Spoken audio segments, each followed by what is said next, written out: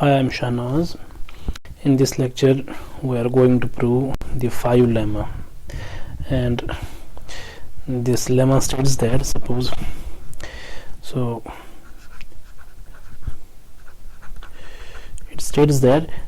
if we have a commutator diagram with exact rows like this, so consider the commutator diagram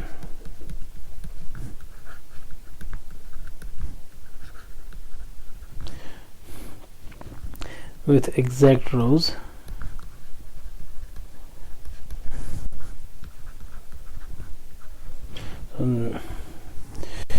this diagram is given like this.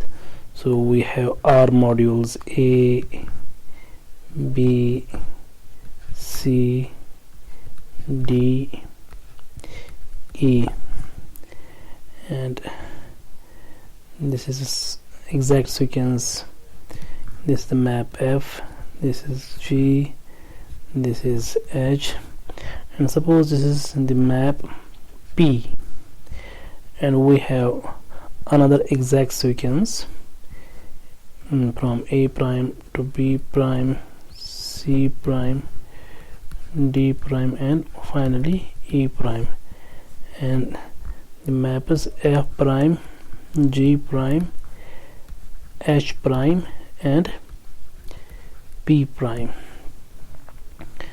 and we have a homomorphism between these two exact sequences. So this is the map, say alpha, this is map beta, this is gamma, this is theta, and this is suppose say map delta. Now these maps are all homomorphisms. So it states that if we have a commutator diagram like this with these rows given to be exact, such that then if this first homomorphism alpha is surjective and this delta is injective,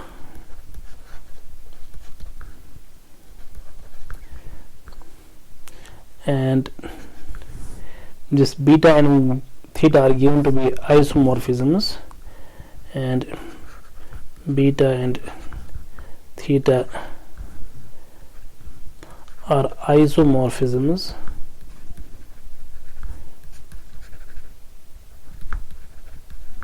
and then this gamma is also an isomorphism.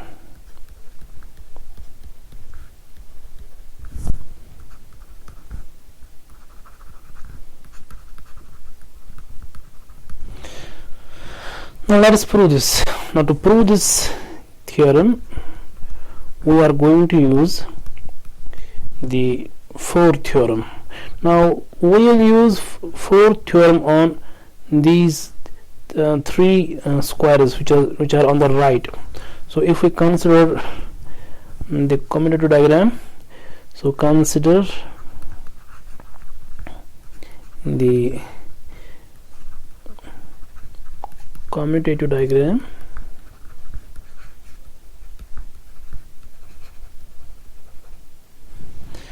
so let us consider the right three squares, i.e. the diagram B C D E, B C D E. So this is map G, this is H, this is P, this is G prime, this is H prime, and this is P prime. Sorry, these are the modules B prime, C prime, and E prime, and this is beta, this is gamma, this is theta, and this is delta. Now if we look at this this diagram, so it satisfies the hypothesis of the first item of fourth theorem, the fourth theorem, i.e., so observe that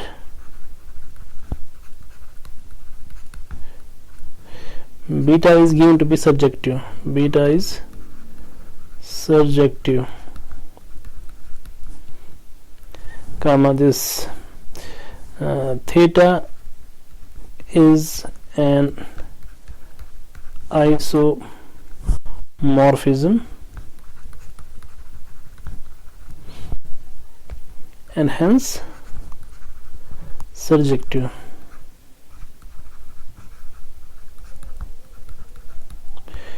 And this delta is injective.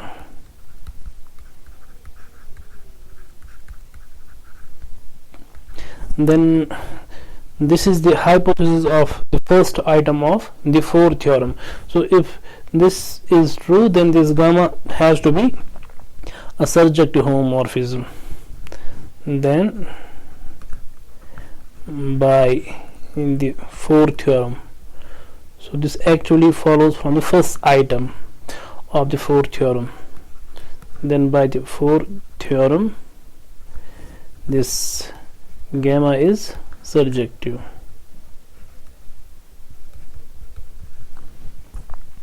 Now to prove injectivity of this gamma, we are going to consider the first three squares of this diagram. Now consider the diagram which is commutative. So we are going to consider this diagram with modules A, B, C, D, A, B, C and D. These are the homomorphisms G, sorry, this is the homomorphism F, this is G, this is H, this is F prime, this is G prime and this is H prime. These are the modules A prime, B prime, C prime and D prime, and these are the homomorphisms alpha, beta, gamma and delta. So note that this alpha is surjective. Note that alpha is surjective. This beta is this beta and this is not delta, this is actually theta here.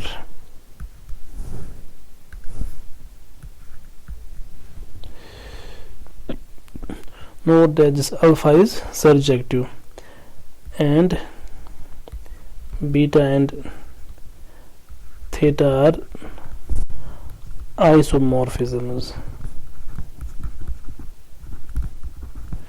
and hence injective. So then this diagram satisfies the hypothesis of the second item of the fourth theorem.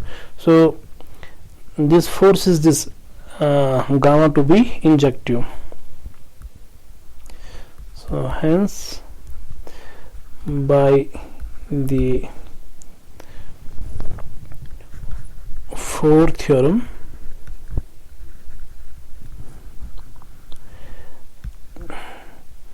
gamma is an injective homomorphism.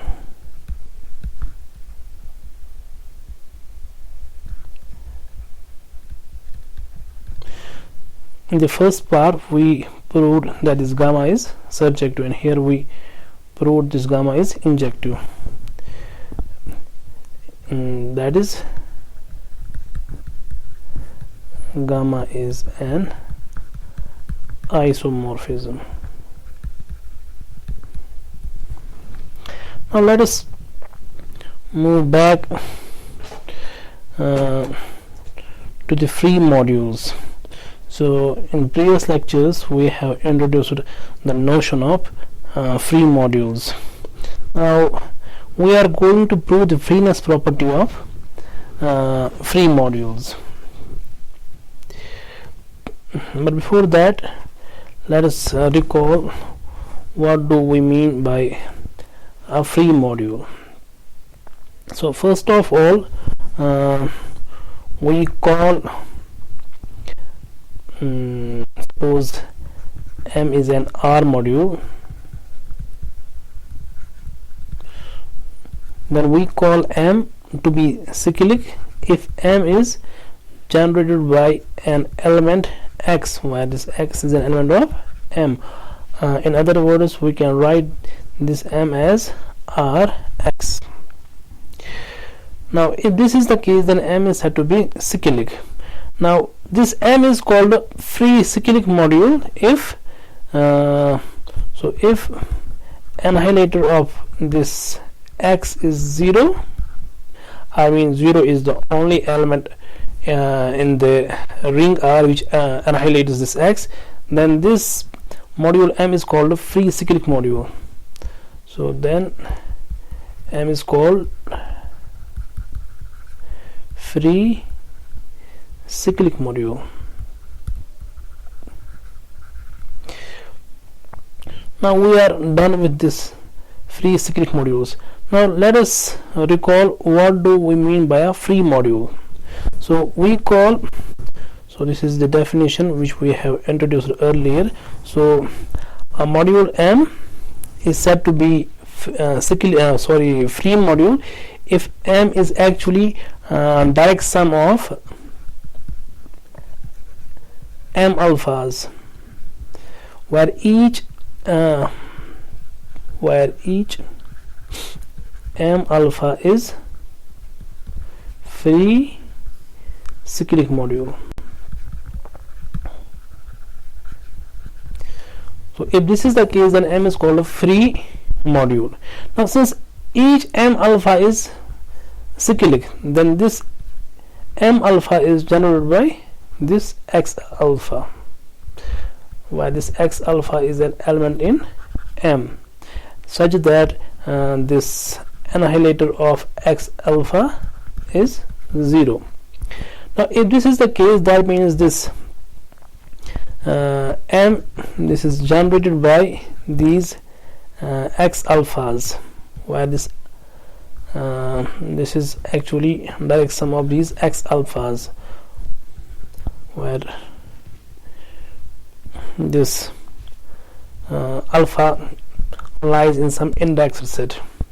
So in that case, if we can look at this set X alpha, where alpha is in some indexed set, then this set is said to be the basis of this module M.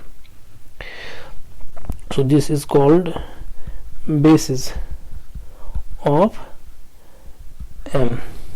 Now we are going to prove the freeness property of the universal property of free modules. So let us write this down here.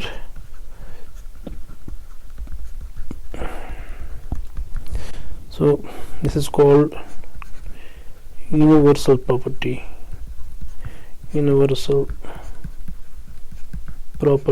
of free modules.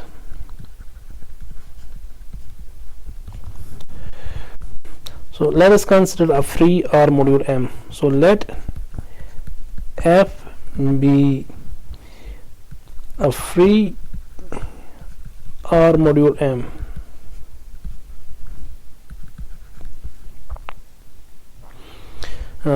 With basis B, since each free module has a basis.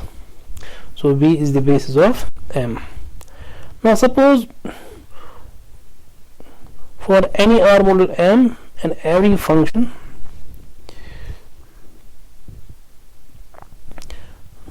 So then for any R module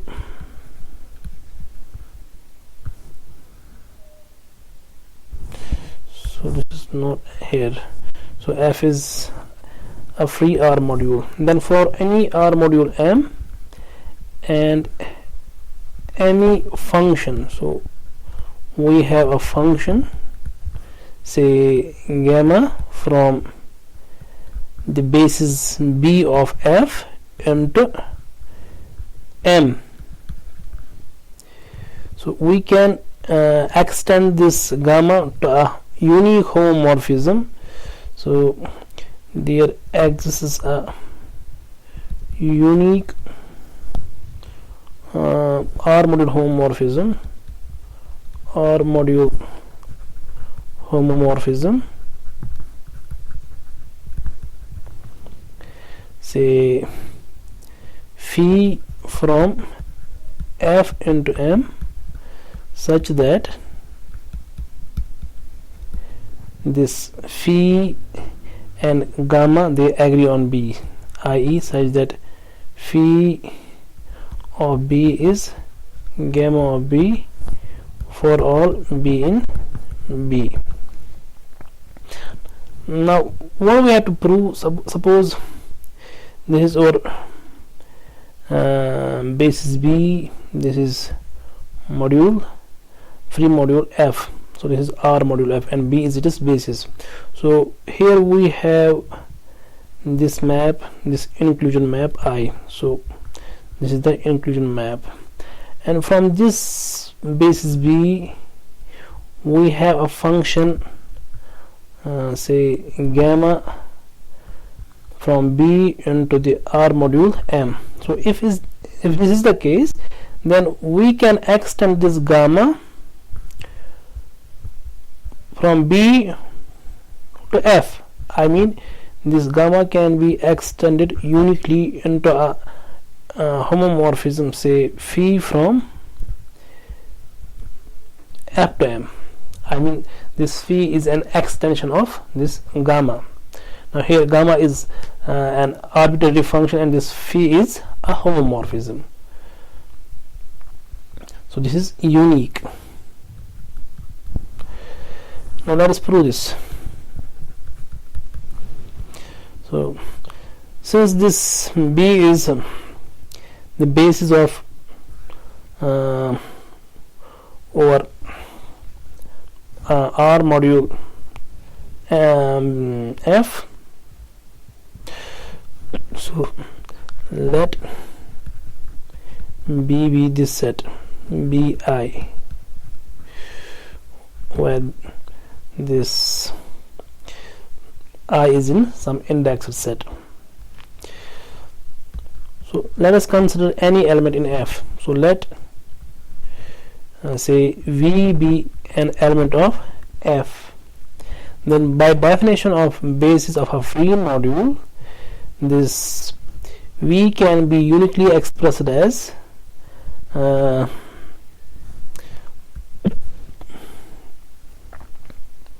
since this is the case, so this F is actually like this, so it is direct sum of these Bi's. Now if this is the case, then we can be uniquely, now this uniqueness comes from this direct sum, so this can be uniquely expressed as, so this V is sum of these Ri Bi, where this sum runs over I, where Ri is in R.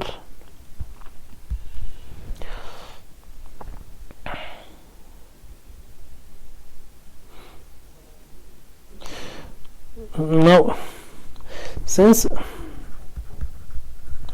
gamma is a map from basis B into M. So this is just a map. So we can define this phi as, we can define phi from F to M as, so phi of V. Now this phi of V can be expressed as, so this is same as phi of, this V is sum of Ri Bi, where this sum is over I. So this is same as sigma I, sigma runners, sum runners over I, Ri phi of Bi, because phi is the modular homomorphism. So this is same as sigma I Ri. Now since phi and gamma they agree on B, so we can replace this phi as gamma of Bi. So this makes this phi a well-defined map. So this shows that phi is linear. I mean this phi is a well-defined map. Now to prove this uniqueness,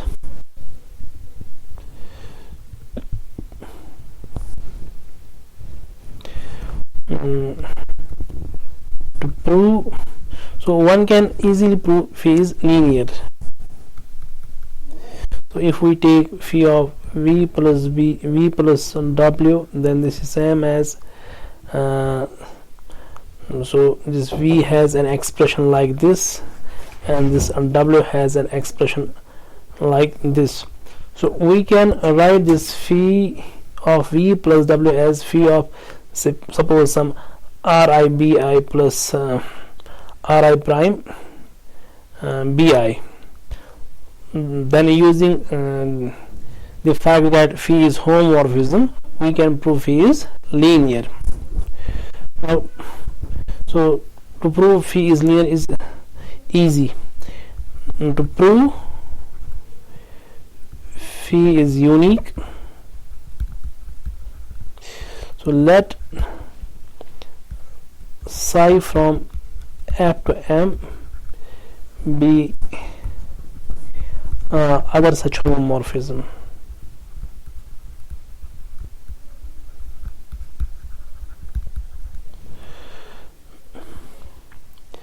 Other such homomorphism, then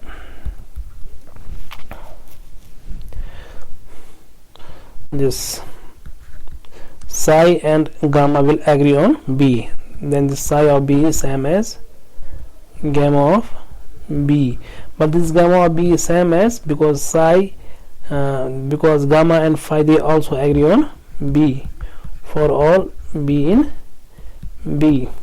Now if two linear maps agree on the basis, they must be equal. This shows, alright, let us write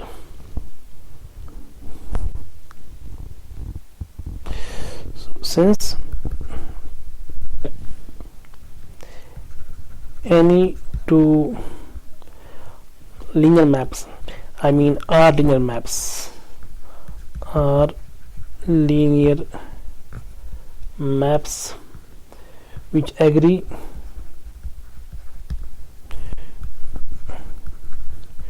on a basis set on same basis set on same